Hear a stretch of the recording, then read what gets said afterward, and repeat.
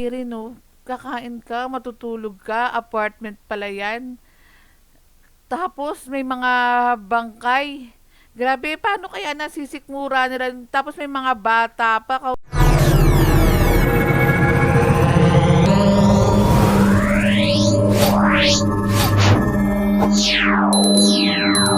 Nakakalungkot na mawalan ng mahal sa buhay, pero mas nakakalungkot din na hindi mo maiuwi ang labi ng inyong mahal sa buhay. Panoorin po natin tong video ni Mayor Isko Moreno regarding nga po dun sa pinasara na punerarya dahil wala nga pong permit. Na etong punerarya na to, nasa bahay lang po. Ginawang punerarya etong bahay na to. Delikado naman. Lalong-lalo na sa mga nagdadalamhati na pamilya. Nalulungkot ako na namatay ang tanan, nabababoy pa yung bangkay. Tsaka ang alam ko, ilang buwan na to na nandun sa funeral yung labi ng mga mahal nila sa buhay dahil hindi nila mabawi. Dahil di umano, mahal na pagkakasingil sa kanila, kaya hindi nila maiuwi. Or labi ng inyong mga mahal. Kagabi, I think about 9 or 10 ng gabi, nakatanggap po ako ng video reported to me by ang netizen. Hindi ko po papangalanan na yung Cut lang po muna natin to kasi marami rin tayong mga message na nagre-report din sa atin. At sabi ko nga, punta rin po kayo sa Facebook ni Mayor Isko Moreno dahil safe po kayo kapag nag-report po kayo kay Yorme dahil hindi naman po kayo pinapangalanan. Kasi usually iba natatakot nga po baka malaman kunwari ni chairman yung mga sumbong sa kanya. Kaya natatakot yung iba nating mga kababayan. Pero kay Mayor Isko, sagrado, sikreto po ang inyong mga mensahe at inyong mga pangalan din po para ma-actionan din po agad-agad. Mga mababait nating mamamayan na pinagkakatiwalaan ngayon ang pamahalang lungsod sa kanilang isinusuplong, no? Yung kanilang isinusumbong, yung kanilang hinihingi o suliranin sa komunidad nila. Salamat sa pagtitiwala ninyo. At salamat din po kay Mayor Isko Moreno, no.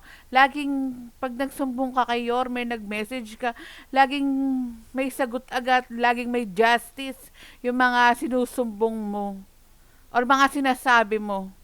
Na-actionan agad-agad. At alam ko, nanonood ngayon yung nagbigay sa atin ng abiso o ng impormasyon. Salamat sa iyo. Sumalangit nawa ang kaluluwa ng mga bangkay o labi, no? Na para bang karni lang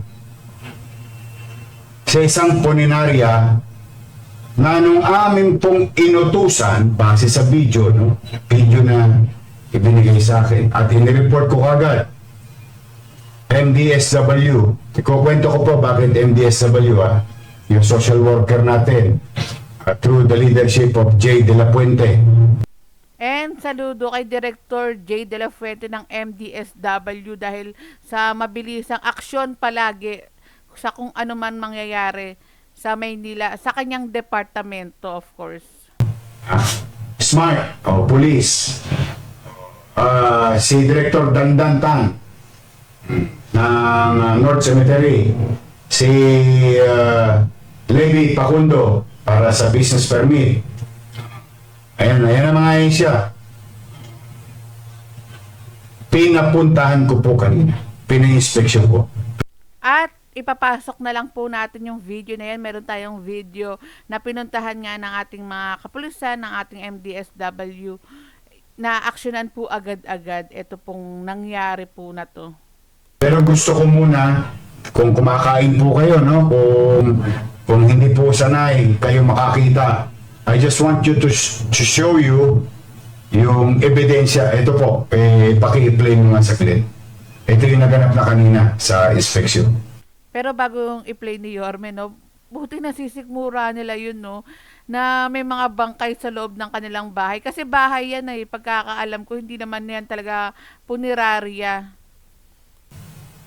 Kaya kung bakit tayo mayroong social, ayan, kaya kung bakit tayo mayroong social welfare or social worker through NDSW kasi, ay play mo. Sige. Yan po nililigtas natin mga bata. No? Sa loob po yan ng puninarya, gusto ko pong malaman ninyo, sa loob po yan ng puninarya. Yeah.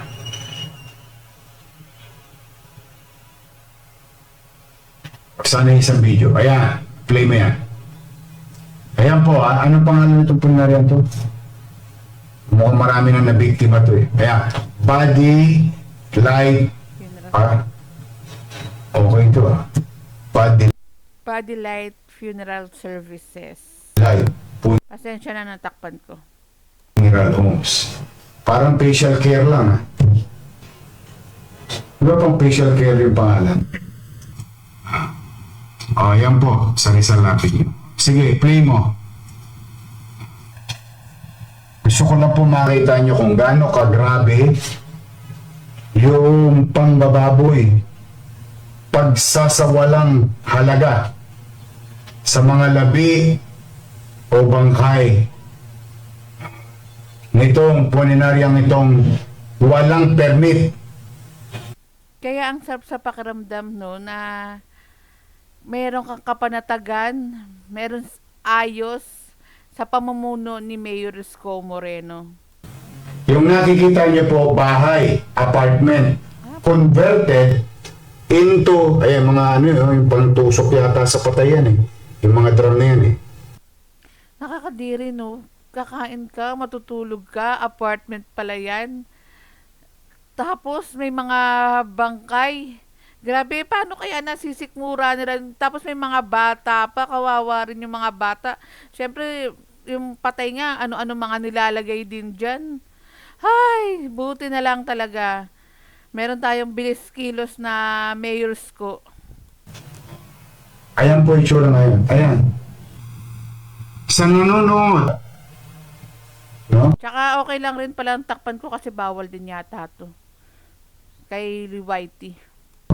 Pasensya na kayo. Kailangan kasi namin ng ebidensya, no? Pero ako kagabi pa, may sarili ng ebidensya. Dala na may nag-video. Napasok yung loob at ibinigay sa akin. At officially, ipinagutos ko kanina. Ngayon, ayan po. 10 bangkay.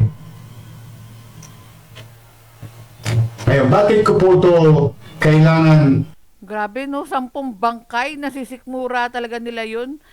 Ikaw, namatayan ka na, ang nakakalungkot na part, ang sakit sa part na namatayan ka na. Sana wag ganun kalaki yung single, although kailangan mo rin naman mabuhay, kailangan mo kumita.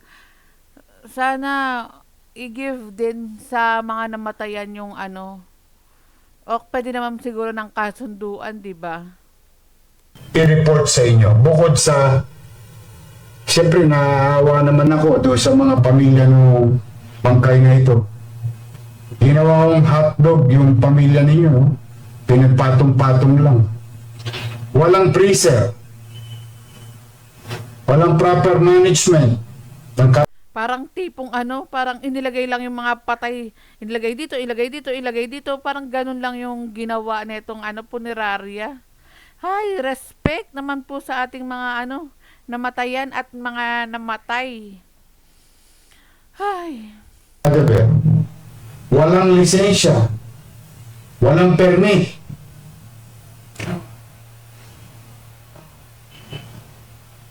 Ngayon, Pero bakit siya nakakapag-operate nga ng mga panahon na yan? Dahil wala siyang permit, wala siyang lisensya, pero nakakapag-operate pa rin. Eto ng mga panahon na to, alam ko hindi pa nakaupo si Mayor Isko Moreno. Eto mga namatay po dito. ano mo na, masyado ng morbid. I-out mo na. Kasi kung nakaupo yan si Mayor Isko Moreno ng panahon pa niyan, pero hindi naman ganun katagal Yari talaga kayo agad-agad. Aksyon agad-agad. Ngayon, mga kababayan, napatunayan walang permiso.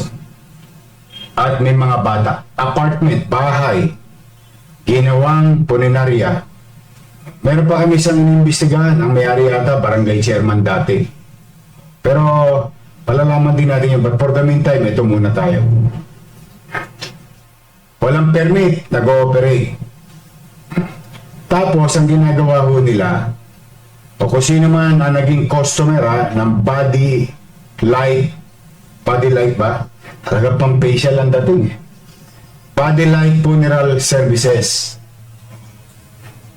Sa taong bayan na nanonood, please do share this. Paki-share ninyo. Wag ho kayong kukuha ng serbisyo niyan. Wala pong permiso yan sa syudad.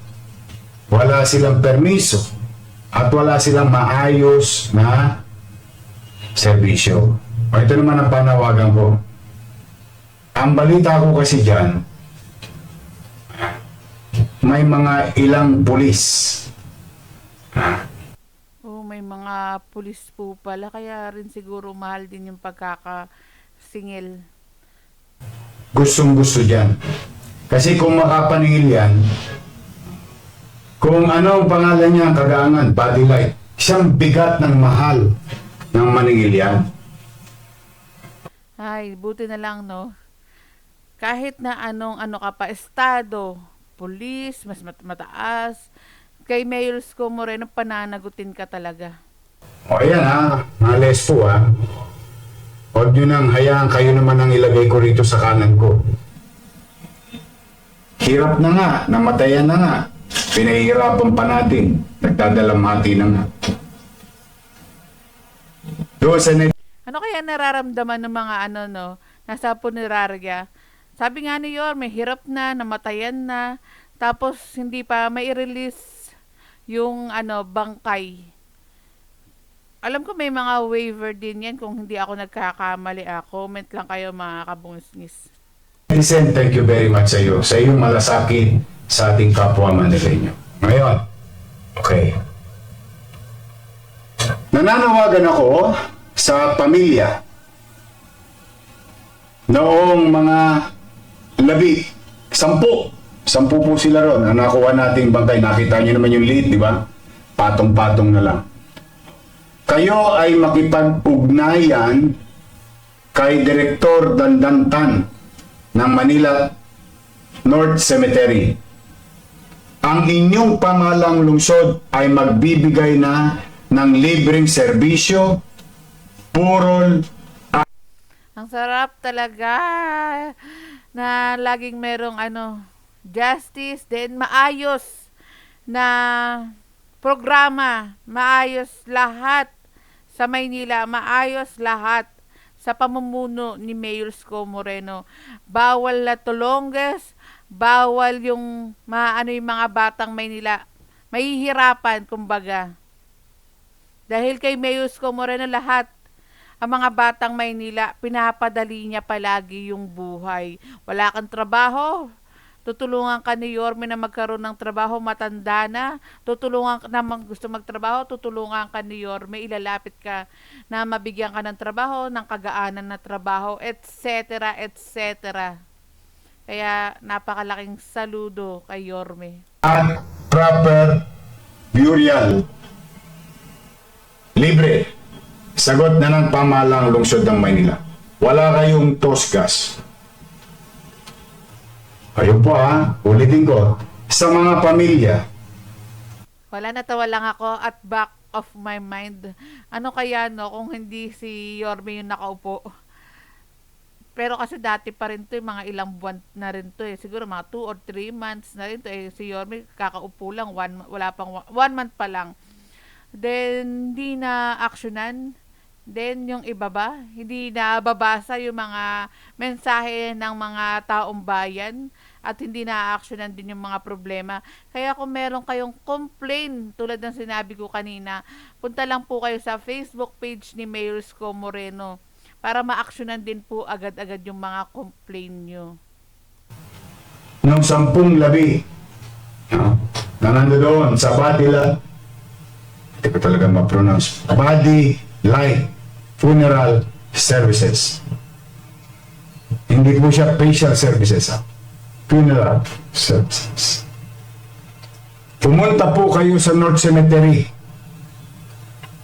at makipag-ugnayan kay Director Dandantan dahil bibigyan po namin ng desente, maayos na pangangalaga ng labi ng inyong mahal sa buhay.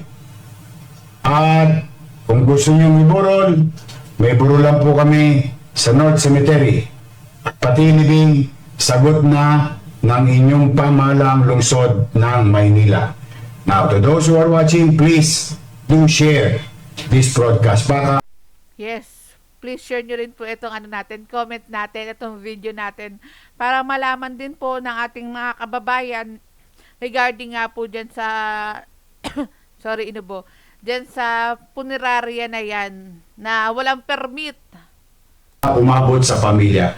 As we speak Pero sarado na rin pala. right now, Sorry, Yorme. kasi katatapos lang po ng inspection eh. As we speak right now, inaalam na po yung detalye ng bangkay. Pero ipinagpapauna ko na. Dinirektibahan ko kanina si Director Dandan na bigyan ng desenteng libing at pangangalaga yung labi. So, ngayon, And wait lang mga kabungs, gusto ko lang rin i-shoutout si Director Danda ng Manila North Cemetery dahil nga rin po dun sa mga bulaklak na inilalagay niya rin sa mga nasa cemeteryo. Tulad nung nakaraan nakita ko nga na naglagay din si Director Dandan sa puntod ng ating daking Fernando Poe Jr. Then yung mga pasaway nga rin po na nakukumpis ka sa clearing operation, kunwari mga bulaklak nga rin po, doon din po inilalagay sa may sementeryo para ilagak din po, ilagay sa mga puntod ng mga puntod po ng mga patay po doon. ang mga puninarya,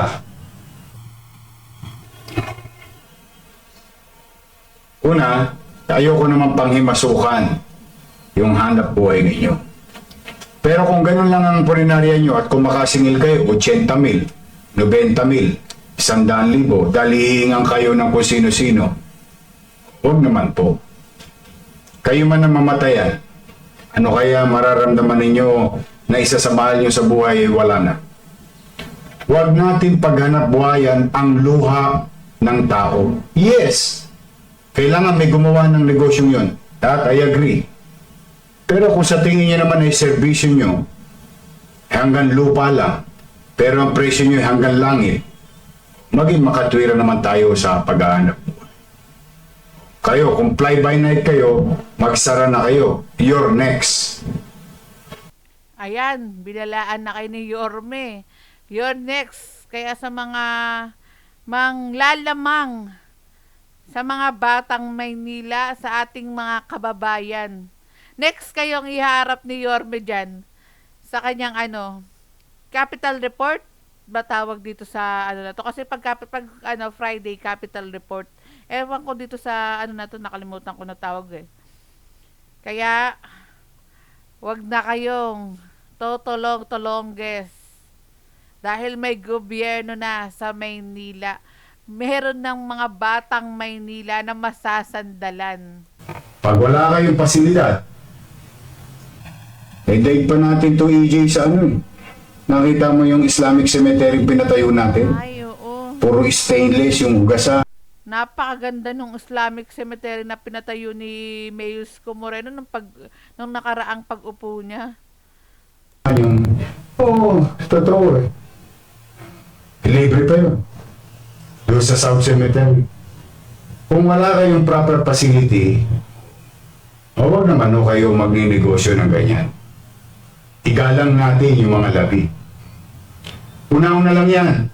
Susunod na tayo. Parang sinabi ni Yorme, susunod na tayo. Hindi na lang sabi ni Yorme, susunod na kayo, joke. Joke lang Kailan? Hindi ko alam. Pero kung kayo nandito sa sitwasyon na yun, ano kaya mararamdaman ng mahal niyo sa buhay? Kaya babala to sa lahat ng puninarya sa Imagine mo, ilang buwan na hindi nila na uwi yung mahal nila sa buhay. hindi nila nabigyan ng maayos na living, sakit. Maynila. Ulitin ko ulit. At hindi ako magsasawang paulit-ulit na manawagan. May gobyerno na sa lungsod ng Maynila. Tapos na ang maliligayang araw ng mga Tulongges, abusado sa kalsada at sa pamahalaan lungsod ng Maynila. Sa komunidad, sa hanapbuhay, at the same manner sa mga nagnenegosyo. No harm will come to you. Maghanap buhay kayo sa Maynila. Pagpatas ang hanap buhay ninyo, welcome po kayo sa Maynila. Ayun, pagpatas, welcome kayo sa Maynila. Kapag maayos ang inyong ginagawa, welcome po kayo sa Maynila. Kapag maayos ang pakikipagtungo nyo sa kapwa nyo, welcome po kayo sa Maynila. Pero kung totolo-tolongges ka at loloko-loko, tapon ka sa Maynila. I will not allow abuse also sa part ng gobyerno ng Maynila sa mga negosyo ninyo. That I guarantee. So muli, magandang araw sa inyo mga batang Maynila. Pasensya na kayo, naabala namin kayo. Dahil itong mga impormasyon ito pinagkaloob sa atin ng ating mamamayan, I just wanted to show them. Thank you very much. We really appreciate your information. And we will act on the matter immediately. Hanggat kaya namin tugunan ang bawat hinaing problema, ang bawat sulok ng 896 barangays ng siyudad ng Maynila. Sa ating mga kababayan naman, tulungan niyo po ako. Tulungan niyo ako because I cannot do it alone. I want a better Manila. I really want to make Manila great again, but I cannot do it alone. I need your help. I need your cooperation. Let's participate to our goals, dreams, and aspirations na magkaroon ng malinis, maliwalas, at panatag na pamumuhay sa lungsod ng Maynila. Magandang araw po sa inyo. Please do share this broadcast. Maraming salamat po. Pagpalain nawa kayo ng pong may kapal. Manila, God first. At dagdag ko lang mga kabungas, pinakita na nga rin po ito sa 24 oras at nakalagay nga po dito, tukoy na ang pagkakakilanlan. Again, tukoy na ang pagkakakilanlan, pasensya na, nabubulol, ng ilan sa mga bangkay na nasamsam sa pinasarang illegal na punerarya sa Maynila. Isa sa kanila na iburol na pero binawi dahil di umano nakabayad ng buo ang pamilya. Pero nga sabi ni Yorme, kay Director Dandan or kaya sa Manila North Cemetery, libre nga rin po, bibigyan kayo ng maayos na libing. At please do share po etong video din po natin para makita din po ng ating mga kababayan na inaksyonan agad ni Yorme at inaksyonan agad ni Yorme ito po at yung mga sumbong ng bayan, aaksyonan po agad-agad ni Yorme po yan. Kaya wag po kayo mag-hesitate or matakot na pangalanan kayo ni Mayor Isko Moreno dahil kay Yorme, safety nyo po ang laging una sa kanya. Kaya hanggang dito na lang mga kabungisgis. Maraming salamat sa panonood. Next upload tayo.